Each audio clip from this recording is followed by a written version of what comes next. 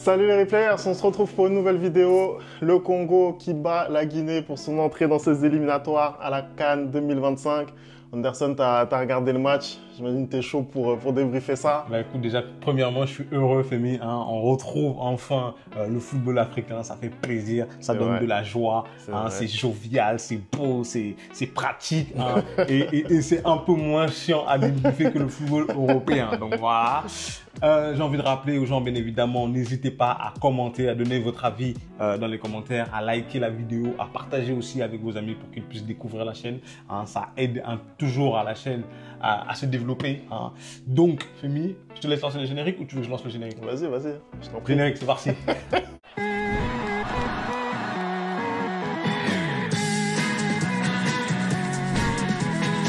Allez, on commence tout de suite ce débrief. Comme vous le savez, sur cette chaîne, on retrouve souvent le PSG et le Real Madrid. Mais là, en cette trêve internationale, c'est les éliminatoires de la CAN 2025. Aujourd'hui, on avait un match entre le Congo et la Guinée. Ça a été difficile pour les Congolais aujourd'hui. Anderson, t'as pensé quoi, toi, de ce match? Bah déjà, t'oublies de rappeler, Femi, quand même, t'oublies de rappeler que c'est un remake du dernier quart de finale de la CAN en Côte d'Ivoire, où le Congo s'était imposé 3-1 contre la Guinée. Les Guinéens, malheureusement, qui étaient sortis après un bon parcours quand même, un très bon parcours. Et là, qui sont arrivés, malgré ce parcours, ont décidé quand même de virer leur coach. Incompréhensible, ça je voudrais dire. On ne comprend pas. Il y a des gens qui travaillent bien, mais on décide quand même de se séparer d'eux. Franchement, c'est honteux. Extraordinaire. Le limogeage de Kaba Diawara, c'est du n'importe quoi. On était sur l'équipe de Guinée qui a fait, tu l'as rappelé, un parcours historique à la CAN. C'est la première fois qu'elle franchit un tour à élimination directe dans une Coupe d'Afrique des Nations. Et ton coach se fait tirer dessus. En plus de ça, il y a vraiment un renouvellement de l'effectif. Il y a une équipe qui est très jeune, il y a des jeunes talents. On a découvert notamment un Guibou Kamara durant la CAN qui a encore fait une bonne prestation aujourd'hui. Voilà, il y a vraiment des très bons talents dans cette équipe. Je ne comprends pas pourquoi on a dégagé Kaba Diawara. On se tire une balle dans le pied à chaque fois. Surtout que quand je vois le jeu qui est produit aujourd'hui, c'est pas beaucoup mieux. On rappelle que cette équipe guinéenne était quand même impacté par l'absence de Guirassy qui est blessé. Entre autres. Exactement. On rappelle aussi côté congolais, Cédric Bakambu qui est blessé, donc vraiment des fortes têtes qui manquaient.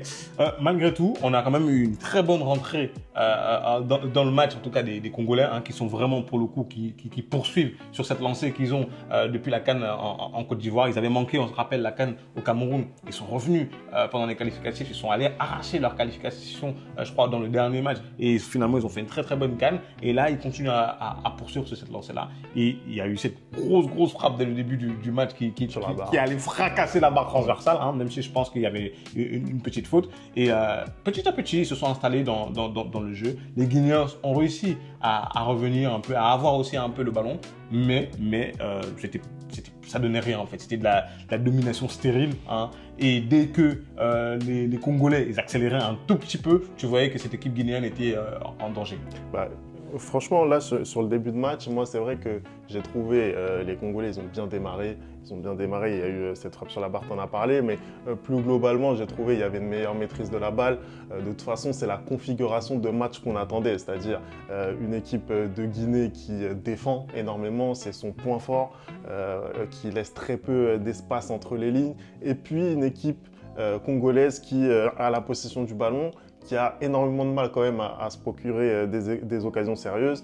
Ils ont eu cet éclair de génie sur cette frappe absolument incroyable de KMB, vraiment un but fou. Après, je pense que Koné était un tout petit peu en faute aussi. Il est un tout petit peu avancé.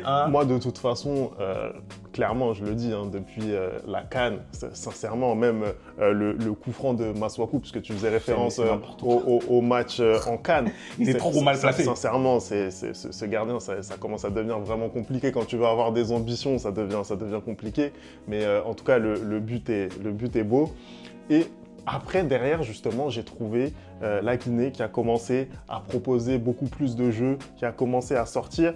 Justement, pour moi, cette équipe de Guinée, le grand point faible qu'elle a, c'est sa capacité à se créer vraiment des occasions sérieuses parce qu'il y a de la qualité, notamment au milieu du terrain. Mais c'est vrai qu'ils ont du mal dans les 30 derniers mètres à se montrer vraiment, vraiment dangereux. Ça a été mieux en deuxième période de ce point de vue, mais voilà, je trouve qu'il y a vraiment ce mal récurrent à se procurer des occasions. On se rappelle d'ailleurs de leur parcours en CAN où même si ça a été un très bon parcours, ça n'a pas marqué beaucoup de buts. Il y a eu notamment ce penalty qui a été marqué lors du match contre le Congo par Mohamed Bayo, mais c'est vrai que voilà, il y a peu de production offensive. Il s'appuie beaucoup aussi sur. Je pense que quand tu n'es pas dangereux dans le match même, dans les actions placées, tu dois être dangereux dans les coups de pied arrêtés. Et par contre, oui, moi je trouve que cette équipe de Guinée, notamment en deuxième mi-temps, elle a posé énormément de mal au Congo dans les coups de pied arrêtés. D'ailleurs, je ne comprends pas cette stratégie. Hein. Je ne pense pas que c'était des ordres de Sébastien Desabre de dire à ses hommes de reculer après le but marqué. Je pense que s'ils avaient poussé, ils auraient pu aller mettre un deuxième but parce que quand tu regardes le niveau de jeu qu'il y avait vraiment dans cette équipe du Congo ce soir, je pense quand même qu'ils étaient à même de pouvoir aller battre cette équipe de Guinée qui les a jamais battus. Hein. On rappelle que la Guinée, généralement, quand ils jouent contre le Congo, c'est soit ils perdent 3-1, soit ils perdent 2-1. Mais ils avaient l'ascendant psychologique et en plus, ils étaient à domicile. Donc, je pense qu'ils auraient dû avoir mieux. Après, finalement, ça se termine bien pour eux parce que, en fait, c'est le genre de match qui est très, très piège. C'est-à-dire que tu contrôles le match et à la 92e minute, tu te manges un but et tu perds 2 points bêtement. Il y a eu des occasions sérieuses pour la Guinée. Il y a eu d'ailleurs Mohamed Bayo. Il rate de très, très, très peu les cages. Je ne sais pas si c'est Bertho qui fait l'arrêt. Je ne suis pas sûr qu'il la touche. Je n'ai pas l'impression qu'il la touche. Mais c'est vrai que le ballon, il va un peu bizarrement à gauche. Il y a eu vraiment des occasions sérieuses. Après, il faut rappeler quand même, c'est un match malgré tout de début de saison. Il ne faut pas l'oublier.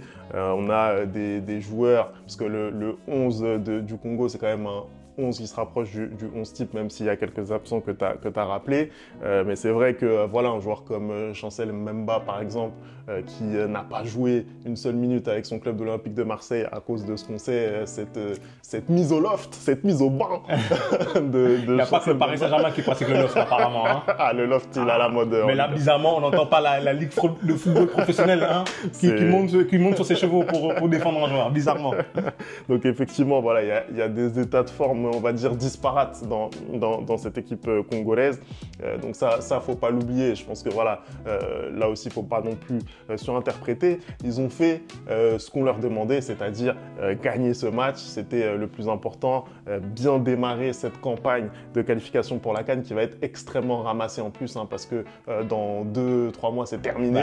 Voilà, donc ça va aller. Après, ils n'ont pas non plus un groupe hyper relevé, je trouve, par rapport aux autres. Ils sont avec le Kenya et l'Éthiopie. Moi, je pense que quoi qu'il arrive, normalement, le Congo et la Guinée sont censés... La Tanzanie.